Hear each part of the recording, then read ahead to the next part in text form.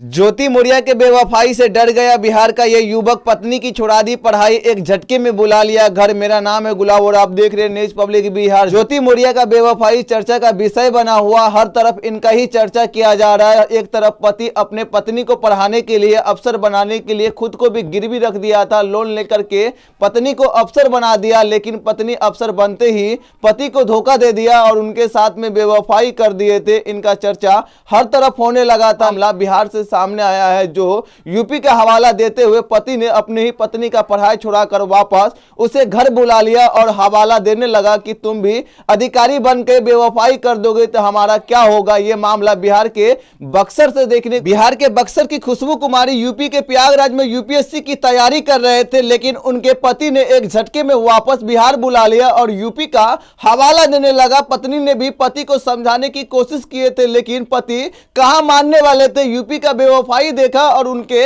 मन में यह डर था कि उनकी ही पत्नी उनके साथ में धोखा देंगे और इसीलिए अपने पत्नी को वापस बिहार बुला लिए थे। पत्नी ने भी समझाने की कोशिश किए थे कि हर पत्नी एक जैसे नहीं होते हैं, लेकिन उनके पति कहां मानने वाले थे, नहीं माने तो मामला था। तो खुशबू कुमारी के पति पिंटू कुमार को थानेदार भी समझाने की कोशिश किए थे और उसे यह बताए थे कि हर पत्नी एक जैसे नहीं होते, एक जैसा सोच नहीं होता है। लेकिन पिंटू कुमार ने यूपी के अधिकारी पत्नी का बेवफाई देखा था और उससे डर के वापस अपने पत्नी को बिहार बुला लिए और कहना था कि यूपी में जिस तरीके से पति ने अपनी ही पत्नी को अधिकारी बनाने के लिए खुद को भी गिरवी रख दिया था, लोन लेकर के पत्नी को अधिकारी बना दिए, लेकिन अधिकारी बनते ही ज्योति मौर्य ने अपने ही पति के साथ में बेवफाई कर दिए थे। बिहार के युवक डर गए थे और डरने के बाद अपने पत्नी खुशबू कुमारी को वापस बिहार बुला लिए थे। यह मामला बिहार में पहली बार देखने को मिला। ज्योति मौर्य को पढ़ाने के लिए पति ने हर वो कोशिश किया था जिससे ज्योति मौर्य अधिकारी बन सके और अधिकारी बनने के बाद ज्योति मौर्य ने अपना